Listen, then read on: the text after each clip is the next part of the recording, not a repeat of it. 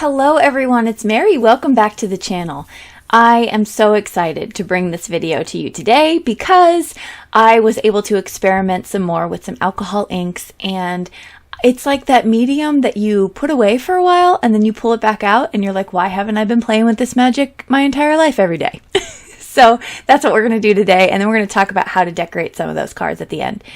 So I'm pulling out some of the supplies that we're going to be using. I'm going to be using Brea Reese alcohol ink today. This Brea Reese waterproof paper, this wind or air blower from Ranger, and then my silicone mat here that I have dedicated solely to alcohol inks. It doesn't seep through. It's really great to just have a surface to not have to clean up after every use. So that's something I picked up pretty inexpensively. I am going to use a glove here because alcohol inks do get on your hands quite a bit, so I'm just going to keep that to protect my manicure, which I've been obsessed lately. If you haven't noticed, I have a different nail color pretty much in every video. All right, it's quarantine life. So here I'm going to drop down some blending solution first, and if you don't have blending solution, you can use alcohol. I use also, not in this video, but I have 99% alcohol. And I am going to just have fun with this. That is what I'm not trying to overthink it. I just want to see what the colors do. I've never used this blower before, so I thought I wanted to try it out. You can do it by squeezing it really hard, and you can move around that ink more. This is very comparable paper to Yupo, and so it moves around a lot on it because it's like synthetic, and so I do get a lot of movement. Alcohol ink does dry a little bit faster though. So if you don't put a lot of blending solution down, then it's a more dry surface. It'll probably dry up a little bit quicker. So that's something to consider as well. The best advice I can give anyone with alcohol inks, because I am an amateur, is to experiment and just see what things do and just play with it. So that's what I would recommend. If you don't want to use up paper that's more expensive to experiment, I would highly recommend poster board. I have a video on using poster board. The good thing about that is you can heat emboss poster board really well also, and it doesn't warp. And you can just have fun and experiment and see what you get. So that's something if you don't want to waste up, some of the more expensive, like Yupo is a little bit more expensive. This was actually at the Dollar Tree, and a lovely fellow crafty friend sent it to me. So that was like a steal of a deal find. But and you can also find this on the store, and I'll link it below if I can find it. But just some food for thought. Okay, so we're going to move into a different one here. I am going to add, this is sky blue, ultramarine blue, and lavender, and a little bit of that slate, I believe, as well as the blending solution. So again, just having fun. I'm just dropping it in.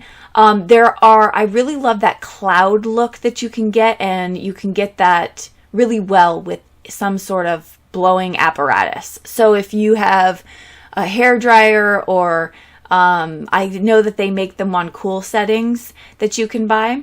That's really a neat tool that you can use. If you've watched on YouTube, there have like alcohol ink artists out there, and they use this really cool tool. I don't have one, but anyway, you can use a straw, whatever you got. So here I'm trying to do this kind of up the paper, nice, kind of splattered, cloudy type of look, and I'm dropping it in, and then I'm going in with some blending solution, and then also my blower just to kind of move that around. If you spritz real hard, you'll get those really, like those kind of tentacles, if you will, of alcohol ink coming off. I thought that was really cool. This reminded me of a jellyfish quite a bit, so that was really neat and just fun to play with.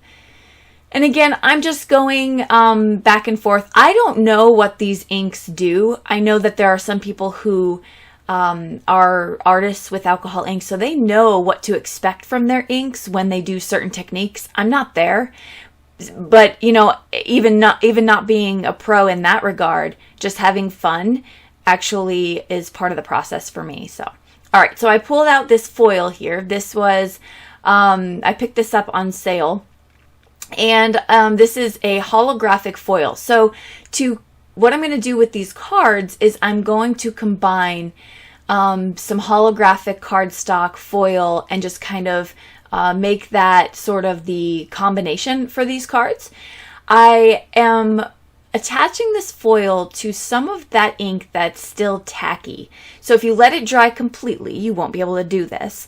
But if you let it dry up until there's still a little bit of that tackiness where the ink pooled, then you can pick it up with some foil and you'll get this beautiful look left behind. So you can see the foiling on these. So these are just really, really fun. Okay, so let's decorate these cards. How can we design them?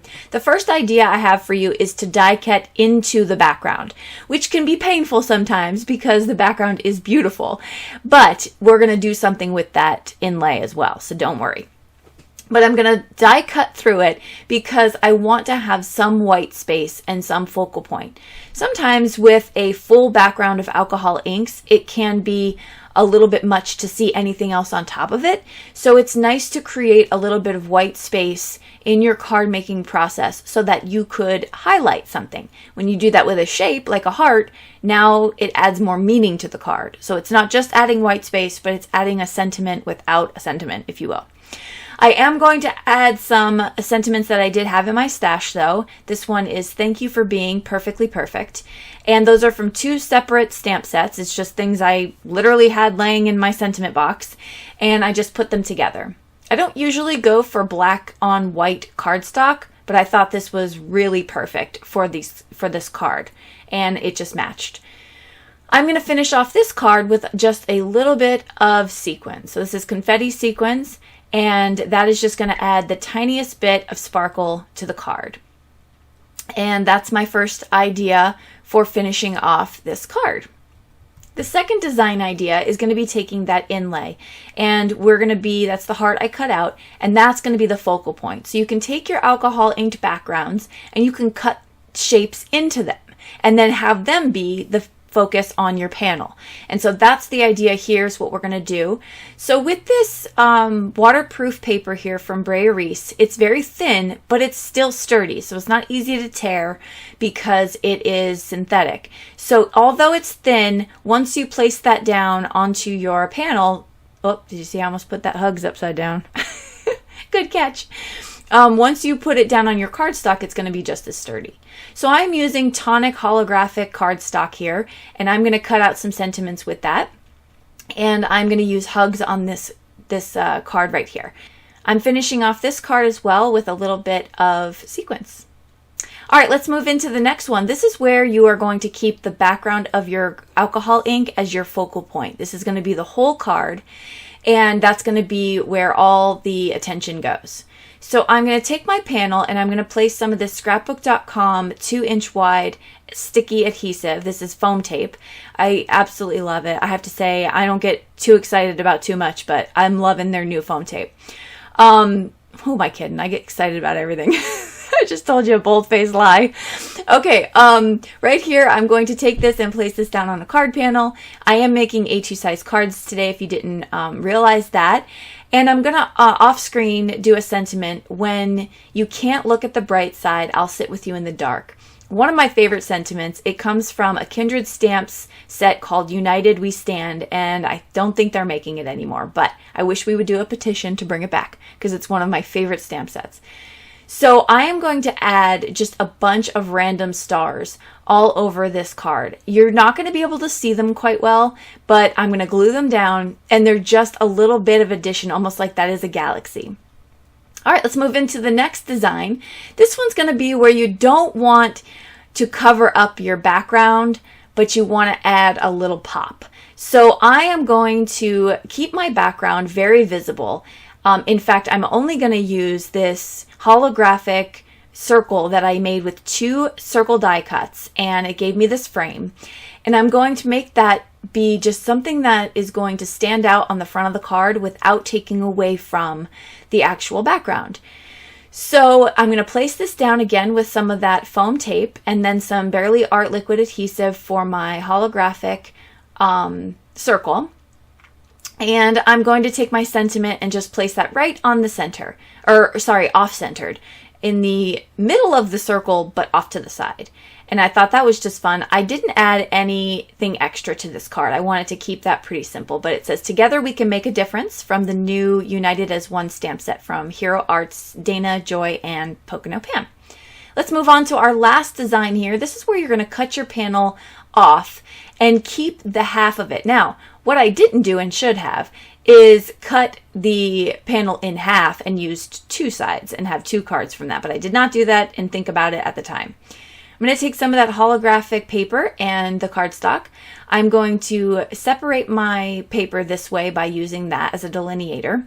And then I'm going to take some white cardstock and just place it right up there in this corner of my, my design. And this is going to split the paper and be able to see the sentiment really well, but also tie everything together. So I got my placement down, and I'm just going to take my paper trimmer here just to clean it up on the edges. I'm going to take this Holo die from Heffy Doodle, and that again has been cut out into some holographic cardstock, and just kind of makes it look seamless into the line there of the strip of paper.